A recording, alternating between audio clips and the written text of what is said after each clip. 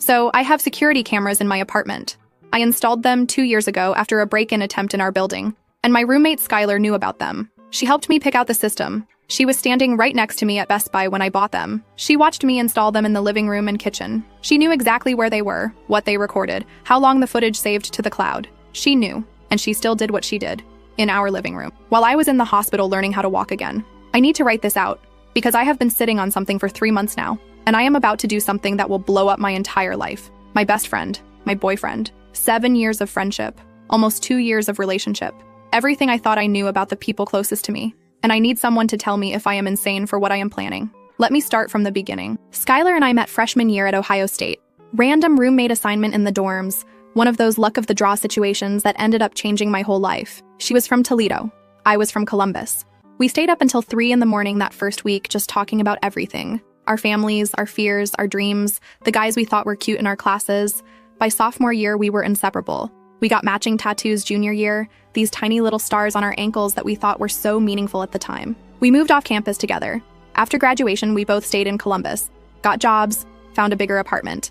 7 years of birthdays and holidays and random Tuesday nights eating ice cream on the couch complaining about work. She was my person, the first one I called when anything happened, the one who knew all my secrets and fears and embarrassing stories, the sister I never had since I only have a brother.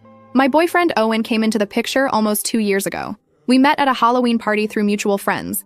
He was dressed as a lumberjack, flannel shirt and fake axe, and this dumb, confident smile that somehow worked on me. He had this way of making you feel like you were the most interesting person in the room, like everything you said was fascinating and funny and worth his full attention. I fell for him fast, probably too fast.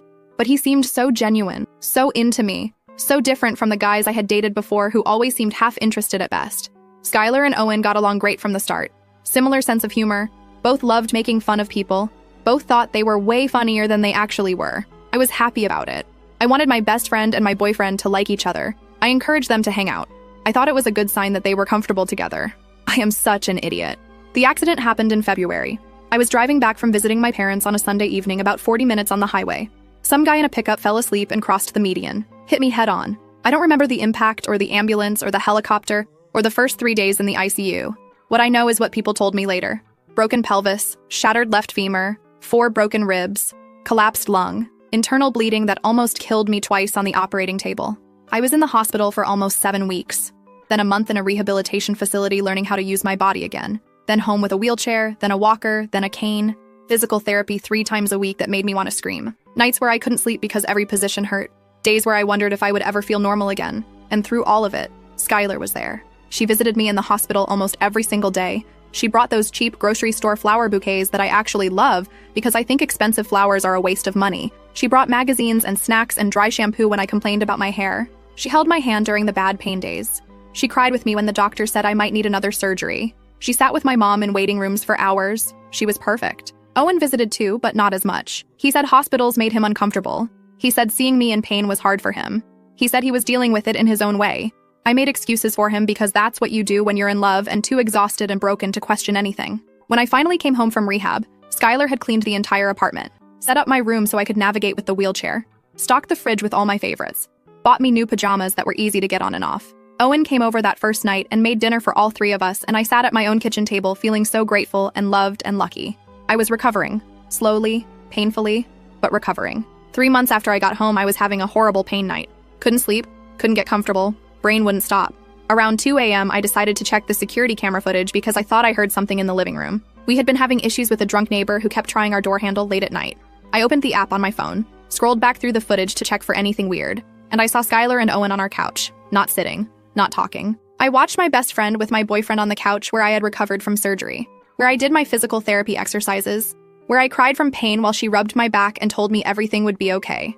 I kept watching because I couldn't stop, because I needed to understand. And then I heard what they were saying. The camera's record audio. I had forgotten that or never really thought about it. Owen was laughing about something, and Skylar said I was so pathetic I actually believed she was my best friend, that I was desperate, that I would die alone without her. Owen said I was lucky he even looked at my ugly face. They laughed, together, about me, while I was in the next room broken and healing and trusting them completely. I went through more footage, hours of it, days of it, clips from when I was still in the hospital, them together in our apartment talking about me like I was nothing, like I was a joke, like my accident was convenient for them. There was one clip where Skylar said she hoped I would stay in the hospital longer so they could have more time. Owen said maybe I would need that second surgery and that would buy them another few weeks. They were hoping I would suffer more so they could keep betraying me. I did not confront them. I know that's what most people would do. Scream and cry and throw things and demand answers. But I was still recovering, still in pain every day, still dependent on Skylar for rides to physical therapy because I couldn't drive, still accepting Owen's help when he came over. And I was so angry, so deeply furious that I knew if I confronted them right then, I would destroy myself in the process. I would break down. I would give them the satisfaction of watching me fall apart. So I decided to wait. For 3 months now, I have been pretending I don't know. 3 months of smiling at Skylar across the breakfast table, kissing Owen when he comes over, listening to her talk about her day like she isn't destroying my life, watching him act like the devoted boyfriend while knowing what he said about my face. I have become the best actress in the world. I went to physical therapy and got stronger, started driving again, went back to work part-time, then full-time. I rebuilt my body and my independence while they thought I was clueless and grateful and pathetic just like they said. The whole time I was downloading footage, saving clips, building a file of every horrible thing they said about me, every time they were together in my home, every lie, and I was planning. Skylar and I had talked about having an apartment warming party for months. We moved into this place right before my accident and never got to celebrate. She kept bringing it up now that I was better, saying we should invite everyone, make it a real celebration of my recovery too. I agreed enthusiastically. I said let's make it big, both our families, all our friends, everyone. I suggested we invite my parents, my brother, my aunts and uncles and cousins, her parents, her sister, her grandparents who live nearby, Owen obviously, all our college friends, work friends, the neighbors we like. 40 people have confirmed, 40. I told Skylar I would handle the entertainment, said I made a slideshow of our friendship over the years, all our best photos and memories. She thought that was so sweet. She said I was the best friend anyone could ask for. I just smiled. The party is this Saturday. What I'm actually going to play is the security footage. Not the physical stuff, obviously, but the parts where they talk about me, where she calls me pathetic and desperate, where he says I'm lucky he looks at my ugly face, where they laugh about me being in the hospital. I am going to play it in front of both our families, in front of everyone who loves us and thinks they know who we are. I am going to destroy them, and I need to know if this is insane, if I am taking this too far, if I should just confront them privately like a normal person and move on with my life. They took something from me that I can never get back. Not just my boyfriend and my best friend, but my ability to trust my own judgment. My belief that the people who love me actually love me. My sense of safety in my own home. They did this while I was fighting for my life. While I was broken and scared and dependent on them. They laughed about my suffering like it was entertainment. I don't want to just confront them. I want them to be exposed. I want everyone to see who they really are. I want their families to know what they raised. I want our friends to know what kind of people they have been trusting. Is that revenge? Yes, absolutely it is. But is it wrong? My brother knows my plan. He is fully on board and says they deserve worse. My mom doesn't know the details, but she knows something happened with Owen and keeps asking why I seem different around him lately. I haven't told her because I need her genuine reaction at the party. I need everyone's genuine reaction. Saturday is 4 days away. 40 people are coming to watch me blow up 2 relationships and probably cause a family incident that will be talked about for years. I have thought about backing out, about just confronting them privately and kicking Skylar out and breaking up with Owen like a normal person, about moving on without the drama. But then I remember what they said about me. Pathetic, desperate, ugly. Lucky he even looks at me. Should stay in the hospital longer. No, they don't get to slink away quietly. They don't get to control the narrative and tell people we just grew apart or the relationship ran its course. They get to be seen, really seen, by everyone who matters. I have never done anything like this in my life. I am not a dramatic person. I am not vindictive. I am the friend who always sees both sides, always tries to understand, always gives people the benefit of the doubt. They burned that version of me. I will update after the party. If I don't chicken out, if I actually go through with this, God, I am so scared, and so angry, and so ready for this to be over. First update. I did it. I actually did it. And I need to tell you every single detail because my hands have not stopped shaking for 3 days, and I keep replaying Saturday night in my head like a movie I cannot turn off. First, thank you to everyone who commented on my original post. I read every single response multiple times. The people who said do it, the people who said be careful, the ones who asked if I had somewhere to go after. You helped me more than you know. When I was standing there with my phone in my hand ready to connect to the TV, I thought about all of you telling me they deserve to be exposed, that I deserve justice. Okay, here is everything that happened. Saturday morning I woke up at 5 a.m. because sleep was not happening. Lay there staring at the ceiling, running through every scenario. What if the TV connection fails? What if someone stops me? What if I chicken out? What if Skylar somehow figures it out before I can press play? But then I thought about her voice saying I was pathetic, Owen laughing about my face, them hoping I would stay in the hospital longer. And I got out of bed and put on the red dress I bought specifically for this occasion. My brother Noah showed up around noon. He was the only one who knew the full plan. He kept looking at me like he expected me to back out, but I just handed him the backup USB drive in case the phone connection failed, and told him to make sure the sound system worked perfectly. Skylar was running around all morning being the perfect hostess, rearranging the snack table 4 times, asking if we had enough chairs, freaking out about whether the bathroom was clean enough. She was wearing this cute yellow sundress and had curled her hair and kept saying how excited she was that we were finally doing this party. I smiled and agreed with everything she said. Owen arrived around 3 with flowers. A bouquet for me and one for Skylar because he is just so thoughtful and considerate, right? He kissed me on the cheek and told me I looked beautiful. I said thank you while picturing his face 2 hours from now. People started arriving at 5.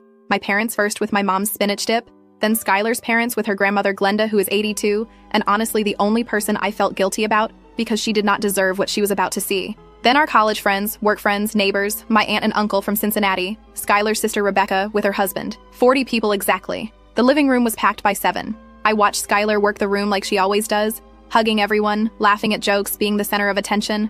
I watched Owen charm my relatives, shaking my dad's hand, complimenting my mom's cooking. They were so good at performing, both of them. I used to admire how naturally social they were. Now I understood it was just practice from all the lying. Around 8, I announced I had a special presentation, a slideshow celebrating 7 years of friendship with Skylar. Everyone gathered in the living room, squeezing onto the couch and chairs, standing along the walls. My mom was in the armchair by the window. My dad was perched on the arm of the couch. Skylar's grandmother was seated in the nice chair we had brought from her room specifically for her. Skylar came and stood right next to me by the TV. She put her arm around my shoulders and squeezed and said she could not wait to see what I put together. Said she was probably going to cry from all the memories. She was right about the crying part. I looked at her face. This face I had loved for 7 years. My best friend. My sister. The person I trusted more than anyone. Then I connected my phone to the TV. The screen lit up, and for a second, it just showed my camera roll. I could feel Skylar leaning in excitedly next to me. I scrolled to the folder I had labeled Party and clicked on the first video. The footage started with a wide shot of our living room, the couch, the coffee table, the window behind it. For about 2 seconds, nothing happened, and I saw people looking confused. Then Skylar walked into frame, and Owen was right behind her. The room was so quiet, I could hear the ice shifting in someone's drink. On screen, Skylar sat down on the couch and Owen sat next to her, and they started talking. Normal conversation at first, something about what to order for dinner. A few people in the room started looking at me like they did not understand what they were watching. Then Skylar said she was so glad I was still stuck in rehab for another few weeks, that it was exhausting pretending to care about my recovery every day, that she needed a break from being my emotional support pet. I heard my mom inhale sharply. Owen laughed and said at least the hospital visits got her out of the apartment so they had some alone time. Then he said maybe I would need that second surgery the doctors mentioned and that would buy them another month at least. Skylar's mother stood up from where she was sitting. On screen, Skylar said she hoped I would need it because she was getting tired of the charade. Then she leaned into Owen and said, "Besides, it is not like I would even notice if they were more obvious about things. That I was so desperate for her friendship, I would believe anything she told me." Owen said that was true. Said I was pathetic, actually. Said I followed Skylar around like a lost puppy, and it was sad to watch. Someone in the room said, "Oh my God."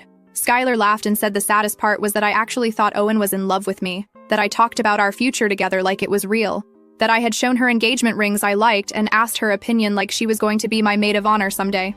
Owen said I was lucky he even looked at my ugly face, that he had been settling this whole time, and I should be grateful for every minute he spent pretending to be attracted to me. My dad stood up. On screen, Skylar was nodding along and said I had always been the ugly friend anyway. That was why she kept me around, because standing next to me made her look better. She said I was useful for that, at least even if I was boring and needy and exhausting to deal with. Owen asked if she felt bad at all about what they were doing. Skylar shrugged and said, "Not really." Said I would never find out because I was too stupid and trusting. Said even if I did find out somehow, I would probably forgive her eventually because I had no one else. That I was so desperate for friendship, I would put up with anything. I looked around the room. My mom had both hands over her mouth. Skylar's mother was crying silently. Skylar's grandmother Glenda was gripping the arms of her chair. My brother Noah was watching Skylar with this expression like he was seeing a stranger. On screen, Owen said, "What about her family? What if they found out?" Skylar laughed and said her family would never believe it. Said she was the golden child and everyone loved her, and even if someone told them, they would take her side. Said her grandmother thought she was perfect, and she had spent years making sure of that. I looked at Glenda when Skylar said this. Watched her face crumple. Owen asked what the long-term plan was. Were they just going to keep sneaking around forever? Skylar said she had not decided yet. Said maybe she would wait until I was fully recovered and then find some excuse to end our friendship so it looked mutual. Or maybe she would just let things fade naturally. Said either way she was not worried because I was easy to manipulate. Then she kissed him, right there on the couch. Someone in the room made a gagging sound. I think it was my aunt. I let the footage keep playing, showed them talking more about me, about how annoying my physical therapy complaints were, about how Skylar had to pretend to care about my pain when really she just wanted me to shut up about it. about how Owen was tired of playing the supportive boyfriend when he visited the hospital and had to act concerned about my recovery. 5 minutes of footage, 5 minutes of every horrible thing they said about me documented in perfect clarity. Skylar started screaming at me to turn it off about a minute in. She was grabbing at my phone, but Noah stepped between us. She was crying and yelling that I did not understand, that it was not what it looked like, that I was taking things out of context. She kept saying, "Please, please, please turn it off," like that word would fix anything. Owen tried to leave, just stood up and headed for the door like he could walk out and pretend this was not happening. But my dad was blocking the door now. And my dad is 63, but he was a firefighter for 30 years and he still looks like he could fold someone in half if he wanted to. Owen started trying to explain, talking fast, saying I had edited the footage, saying I made it look worse than it was, saying they were just joking around and I was being dramatic about nothing. My mom walked over to him. My sweet mom who makes cookies for the neighbors and cries at commercials. She got right in his face and told him to stop talking, told him every word out of his mouth was making it worse, told him if he did not leave her daughter's apartment right now, she was not going to stop her husband from doing what he clearly wanted to do. Owen looked at my dad. Dad had the baseball bat we keep by the door. Noah grabbed his arm, but he was not really trying that hard to hold him back. Owen left without another word. Did not look at me. Did not apologize. Did not try to explain anymore. Just turned around and walked out the door like the coward he is. But Skylar could not leave. This was her apartment too. Her family was standing right there watching her mascara run down her face. Her mom started in immediately. How could you do this? How could you say those things? How could you betray your best friend who almost died? Skylar tried to interrupt, but her mom kept going, saying she did not raise her like this, saying she was ashamed, saying she did not recognize the person standing in front of her. Skylar kept trying to explain, saying it started before the accident, saying she did not mean for it to happen, saying she tried to end it, but Owen kept pursuing her, saying she was going to tell me eventually, she just did not know how. Her mom asked if that made it better, if the timeline somehow excused what she did, asked if cheating with her best friend's boyfriend was acceptable as long as she planned to confess someday. Skylar said I did not understand how hard it was for her, that she was stuck in the middle, that she cared about me, but she also had feelings for Owen and she did not know what to do. That is when I finally spoke. I told her she said I was pathetic, desperate, that I would die alone without her, that I was the ugly friend she kept around to make herself look better. I told her those did not sound like the words of someone who was stuck in the middle. Those sounded like the words of someone who thought I was beneath her. Skylar said she did not mean it, said she was just venting, just saying stupid things she did not actually believe, said I knew her, I knew she loved me, I knew she did not really think those things about me. I told her I did not know her at all apparently, that I spent 7 years thinking she was my best friend, and she spent 7 years thinking I was useful and pathetic and easy to manipulate. Skylar kept crying and saying please, saying my name over and over, like it was a magic word that would make me forgive her. She reached for my hand, but I stepped back. Then Glenda stood up. Skylar's grandmother is tiny, barely 5 feet, white hair, always wearing soft floral blouses. She has known Skylar since the day she was born. She was at every birthday, every holiday, every graduation. Skylar was her favorite grandchild and everyone in the family knew it. Glenda walked over to Skylar very slowly. Everyone got quiet. Skylar looked at her grandmother with this desperate hope on her face, like surely Grandma would understand, Grandma would take her side, Grandma would make everyone see that this was all a big misunderstanding. Glenda looked at Skylar for a long moment. Then she said she heard what Skylar said on that video about her, that Skylar said her grandmother thought she was perfect and she had spent years making sure of that. Glenda said she did think Skylar was perfect. For her whole life, she had been so proud of her granddaughter, bragged about her to everyone, showed her photos to all her friends, talked about how kind and good and wonderful she was. And now she knew it was all manipulation, all performance, that Skylar had been lying to everyone, including her, for years. Glenda said she was ashamed, that she did not know who Skylar was, but it was not the granddaughter she loved, that she needed to leave now because she could not look at her anymore. Then she walked toward the door, did not hug Skylar, did not say goodbye. Skylar's sister Rebecca ran after her to make sure she got to her car okay. Skylar collapsed onto the couch, the same couch from the video. She was sobbing so hard she could barely breathe. Her mom sat down next to her, but not in a comforting way, more like she was waiting for more answers. Her dad stood behind them looking like he wanted to be literally anywhere else on earth. The party emptied out pretty quickly after that. People kept coming up to me and hugging me and apologizing like it was their fault, saying they could not believe it, saying they were so sorry this happened, saying if I needed anything to call them anytime. My mom would not let go of my arm. My dad kept pacing around, clenching and unclenching his fists. Noah was gathering up my stuff, the bag I had pre-packed, making sure I did not forget anything I needed. Skylar's parents stayed. Her mom was questioning her in this low, intense voice about how long it had been going on, how it started, who else knew. Skylar kept giving vague non-answers, saying it just happened, saying she never meant to hurt anyone, saying she made a mistake. Her mom asked if sleeping with her best friend's boyfriend for months while that friend was recovering from almost dying was a mistake or a choice. Skylar did not have an answer for that. I walked past the couch with my bag. Skylar looked up at me with her ruined face, mascara everywhere, eyes swollen, looking more pathetic than I have ever seen her look. She grabbed my arm. She said, "Please, please let her explain. It was not what I thought." She loved me. I was her best friend. Please do not throw away 7 years over this. Please just talk to her. Just listen. Just give her a chance to make it right. I looked at her hand on my arm, at her face. This face I had trusted completely. I told her she was right about one thing in that video. She said I would die alone without her. And now I knew that was true. Because without her, I never would have known who she really was. So thank you for showing me. I pulled my arm away. She said my name again, kept saying it. Like if she just said it enough times, I would turn around. I did not turn around. Noah had the car running outside. My parents followed us out. We drove to their house in silence, except for my mom crying quietly in the backseat. That was Saturday. It is now Tuesday, and my phone has been absolute chaos. Owen has texted me probably 70 times. Started with anger. How could I do that to him? How could I humiliate him like that?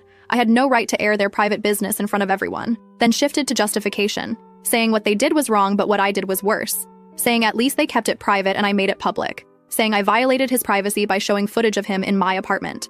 Then he started trying to explain, saying it was not as bad as it looked. Saying the things he said on the video were just stupid talk and he did not mean any of it. Saying he did love me, he just also had feelings for Skylar, and he got confused, but that did not mean everything between us was fake. Then he got angry again when I did not respond, saying I was being childish, saying mature adults talk things through instead of ghosting, saying I owed him a conversation at minimum after 2 years together. I have not responded to a single message. Skylar has been trying to reach me through everyone we know. She cannot text me directly anymore because I blocked her number after message 50, but she keeps finding ways. Our college friend Becca texted saying Skylar was begging her to pass along an apology. My coworker said Skylar found her on Instagram asking if she could get a message to me. Skylar has also been posting on social media vague stuff about being judged without people knowing the full story. About how easy it is to look like the villain when someone only shows one side. About fake friends and betrayal and people who do not understand what she is going through. Like she was betrayed. Like she is the victim here. Our mutual friends keep screenshotting her posts and sending them to me. They are all furious on my behalf, which feels good, but also exhausting because everyone wants to talk about it constantly, and I am so tired. Skylar's sister Rebecca texted me yesterday. Not to defend Skylar, but to tell me their grandmother still has not spoken to her. That Glenda told their mother she needs time and space and is not ready to have a relationship with Skylar right now. Coming from Glenda, that is basically disownment. She has never cut off a family member before. Rebecca also said Skylar has been staying at her place because she cannot face going back to the apartment. That Skylar cries constantly and barely eats and keeps saying her life is ruined. Good. Let her feel even a fraction of what I felt lying in that hospital bed while she laughed about my suffering. My parents want me to stay with them indefinitely. Mom keeps making my favorite foods and checking on me every hour. Dad keeps asking if I want him to go have a talk with Owen, which definitely means something more than talking. Everyone keeps telling me I did the right thing. I know I did. I do not regret it. But it is 3 a.m. and I cannot sleep, and I keep thinking about 7 years of friendship. Were any of the good moments real? I will never know. That is the worst part. I will spend the rest of my life wondering if any of it was real. The apartment situation is complicated. Both our names on the lease. 6 months left. I have 30 days to figure out what I want to do. Her parents offered to pay her portion until she finds somewhere else, and I accepted because I need the money. But that means Skylar technically still has access. She could show up anytime. I have been going there during the day to grab my stuff. Yesterday I found a photo of us from junior year at a music festival. Matching face paint, huge smiles, arms around each other. I stared at it for 10 minutes, then threw it in the trash, then took it out, then threw it away again. More updates coming because this is far from over. Skylar has to get her stuff eventually. Owen will not stop trying to contact me. Both families are in complete chaos. Final update, posted 2 weeks later. So Skylar showed up to get her stuff yesterday and I need to tell you everything. Because what started as a simple move out turned into the most intense confrontation of this entire nightmare. She texted me through her sister Rebecca's phone 3 days ago saying she was ready to come get her things and wanted to do it when I was not there to avoid conflict. I told her absolutely not. I told her I would be there the entire time watching her pack every single item, and if she had a problem with that, she could hire movers and I would supervise them instead. She agreed to come Saturday afternoon, and I spent the next 3 days preparing myself mentally for seeing her face again. My brother Noah showed up at noon with coffee and this steady, calm energy that I desperately needed. He sat on the couch scrolling his phone while I paced around the apartment trying to burn off nervous energy. Skylar arrived at 2 with her mom, which I was not expecting. Her mom, Cynthia, walked in looking like she wanted to disappear into the floor. Skylar went straight to her room without acknowledging me, and her mom followed, and I could hear them in there, opening drawers and sliding hangers across the closet rod and taping boxes shut. Noah and I sat in the living room listening to the sounds of 7 years being packed into cardboard, and I kept thinking about how strange it was that an entire friendship could be reduced to boxes and trash bags. About an hour into the packing, Skylar came out to get her stuff from the bathroom, and she had to walk past me to get there. She stopped in the middle of the living room and just stood there looking at me like she was trying to figure out what to say, and I stared back at her without giving her anything. She started with the apology I knew was coming, saying she understood if I did not want to hear it, but she needed me to know she was truly sorry for everything, and she had been doing a lot of thinking, and she finally understood why I did what I did at the party. She said she deserved it. She said she deserved all of it, and she was not going to make excuses anymore, because there were no excuses for what she did. I just looked at her without responding, because I wanted to see where she was going with this, and whether she actually had anything real to say, or if this was just another performance. She kept talking, saying the worst part of all of this was losing her grandmother. She said Glenda still would not speak to her, that she had tried calling every single day, and Glenda never answered, that she had written letters and sent flowers, and even showed up at her house, but Glenda would not open the door. She said her grandmother was the most important person in her life, and she had destroyed that relationship forever with her own selfishness, and she did not know how to live with that. I told her good. Now she knew exactly how it felt to lose someone she thought would always be there, someone she trusted completely, someone she built her life around. Skylar started crying, these quiet tears running down her face, and she said she deserved that. She deserved everything that was happening to her, but she needed to ask me something even though she already knew the answer. She asked if there was any possibility we could ever be friends again. Not now, and not anytime soon, but maybe someday years from now when everything had settled. Could I ever see myself forgiving her? I told her no. I told her I would never forgive her and I would never want her in my life again, and she needed to accept that, and stop hoping for some redemption arc where I eventually came around. She nodded like she expected that answer, but then she said there was something else she needed to tell me. Something that had been eating at her since the party, and something that would probably make me hate her even more, but she could not keep carrying it around anymore. I waited because at this point, what else could she possibly tell me that would make any of this worse? She said the affair with Owen started way before my accident. She said they had been sleeping together since the previous June, before the car crash, and the whole time I was telling Owen I loved him and planning a future with him and showing her engagement rings I liked, he was also with her. She said she knew I thought it started while I was in the hospital, but it had been going on for almost a year before that. I felt something shift inside me when she said that. I had convinced myself that the accident was somehow the catalyst, that maybe the stress and the fear had pushed them together in some twisted way, but learning they had been betraying me for almost a year before I ever got hurt changed everything. I asked her why she kept being my friend all that time, why she kept living with me and eating breakfast with me and watching movies with me and talking about our lives like nothing was wrong, why she did not just end the friendship if she was already stabbing me in the back every chance she got. She said she did not know how to end it. She said she kept thinking she would break things off with Owen, but then she would see him, and all her resolve would disappear. She said she kept thinking she would tell me the truth, but there was never a right moment, and she was terrified of losing me even though she knew she did not deserve to keep me. She said she was a coward and she had always been a coward and she hated herself for it. I asked her if Owen was planning to leave me for her, if they had some endgame where they would eventually be together publicly, and I would just be the pathetic ex-girlfriend who never saw it coming. She said they talked about it multiple times. She said Owen kept saying he needed more time, kept saying he was not ready to end things with me, kept making excuses and pushing the timeline back. She said eventually she realized he was never going to choose either of us, because he liked having both. He liked the stability and the girlfriend he could bring to family events, and also the excitement of the secret affair. She said she was just as much a fool as I was, because she actually believed he loved her. I asked her point blank if she loved him. She said she thought she did at the time, but now she was not sure she even knew what love meant. She said maybe she just loved the attention and the secrecy, and the feeling of being chosen over someone else. She said there was something addictive about being the other woman, knowing someone wanted her badly enough to risk everything, and she got caught up in that feeling without thinking about who she was hurting. Then she said something that made me want to put my fist through the wall. She said part of her was actually relieved when I found out. She said she had been exhausted from pretending for so long, exhausted from the guilt and the lies, and having to keep track of what she had told me versus what was actually true. She said in some sick, twisted way I had set her free by exposing them at the party, because now she did not have to pretend anymore. I stood up from the couch so fast that Noah jumped. I told Skylar to get her stuff and get out of my apartment and never speak to me again. I told her I did not care about her relief or her exhaustion or her complicated feelings about being a lying, manipulative piece of garbage. I told her she did not get to feel free after what she did to me. I told her she should feel trapped and suffocated by guilt for the rest of her miserable life. She backed away toward her room still crying, and her mom came out looking alarmed, asking what happened. I told Cynthia to get her daughter out of my home before I said something I would regret, and Cynthia just nodded and hurried back to help Skylar finish packing. They were loading the last boxes into Cynthia's car when Owen showed up. He just walked right into the apartment through the open door like he had any right to be there, and I felt every muscle in my body tense. Noah stood up immediately and positioned himself between me and Owen, but Owen held his hands up like he came in peace. He said he just wanted to talk. He said I had been ignoring him for weeks and he deserved a chance to explain his side of things. He said he drove all the way across town because this was important, and the least I could do was give him 15 minutes. I told him to get out. I told him he was not welcome here and he had nothing to say that I wanted to hear. He did not leave. He just kept standing there talking like my words meant nothing. He said what happened at the party was cruel and vindictive and I had completely destroyed his life. He said his parents found out through social media and now they were barely speaking to him. He said his coworkers looked at him differently, and he might have to find a new job because the environment had become so uncomfortable. I asked him if he was actually standing in my apartment complaining about consequences for his own actions. He said what he did was wrong. He was not denying that, but two wrongs do not make a right. He said I should have confronted him privately like an adult instead of planning some psychotic public humiliation. He said if I had just talked to him, we could have worked through it. We could have gone to couples therapy. We could have figured out what went wrong and fixed it together. I laughed in his face. I asked him what exactly there was to work through. The part where he called me ugly. The part where he said I was lucky he even looked at me. The part where he laughed about me needing more surgery while I was fighting for my life. He said those were just words. Just stupid things people say when they are venting and not thinking clearly. He said everyone says mean things they do not actually mean, and I was blowing it out of proportion by treating some casual comments like they were his genuine feelings. I told him to stop. I told him those were not casual comments.